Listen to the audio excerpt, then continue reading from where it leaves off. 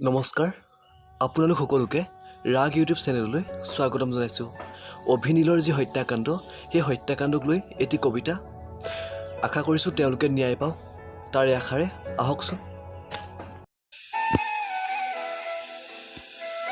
আমাক ন্যায় নালাগে, নিবিচাৰোঁ আমি ন্যায় পালেও জানো মা দেউতাই আমাক ঘূৰাই পাব, কিন্তু ন্যায় পোৱা হ'লে হয়তো আমাৰ দৰে খুচি বিন্ধি অন্য কাৰোবাক নিজৰ আইভূমিত হত্যা কৰিবলৈ ভয় কৰিলেহেঁতেন কোনোবা জানুৱাৰে। সেয়া মই আৰু নীলেহে ভাবিছোঁ। তোমালোক অসমীয়াই বা কি ভাবা সেয়া আমি নাজানো।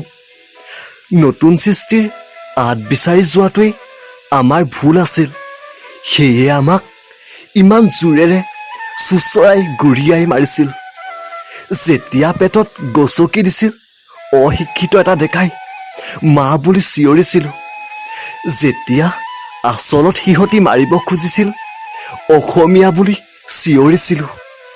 তোমালোকৰ মনত আছে ন অভিনীলৰ কথা? আৰু আছেনে মনত ৰাঙলী হৈ থকা দেহেৰে সোপা ধৰাৰ কথা? ন্যায় বাৰু নালাগে আমাক, কিন্তু কথা দিয়া আমাৰ দৰে আন কাৰোবাক ঘন হাবিত মানুহেই বিচাৰ কৰি হত্যা কৰিব নোৱাৰে। অ' জুবিন দা, তই কিন্তু নতুন সৃষ্টিৰ আঁত বিচাৰি ডকমকা নাযাবি। নাথাকিব তোৰ প্ৰাণ, আৰু শেষত আমাৰ দৰে ন্যায় নাপায় গোটেই জীৱন সোপা ধৰা হৈ থাকিব লাগিব। গোটেই জীৱন সোপা ধৰা হৈ থাকিব লাগিব। ধন্যবাদ।